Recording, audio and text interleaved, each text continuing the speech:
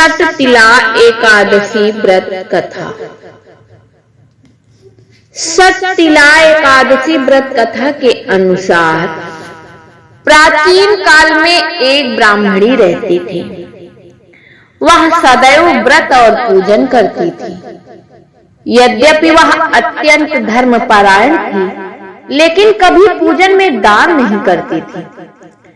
ना ही उसने कभी देवताओं या ब्राह्मणों के निमित्त अन्न या धन का दान किया था।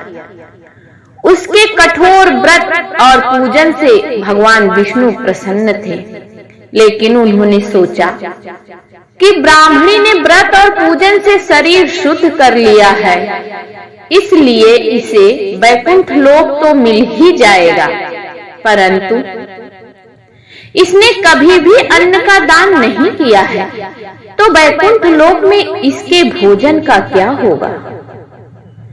ऐसा सोचकर, ऐसा मन में विचार करके भगवान विष्णु भिखारी के वेश में ब्राह्मणी के पास गए और उन्होंने उस ब्राह्मणी से भिक्षा मांगी।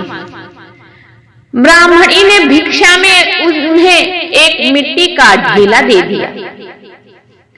भगवान उसे लेकर वैकुंठ लोक में वापस आ गए। कुछ समय बाद ब्राह्मणी की भी मृत्यु के बाद शरीर त्याग कर वह भी वैकुंठ लोक में आ गई। मिट्टी का दान करने के कारण वैकुंठ लोक में उसे महल तो मिला, लेकिन उसके घर में अन्न आदि कुछ भी नहीं था।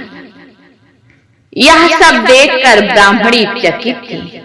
वह भगवान विष्णु से बोली कि मैंने जीवन भर आपका व्रत और पूजन किया है, लेकिन मेरे घर में खाने के लिए कुछ भी नहीं है।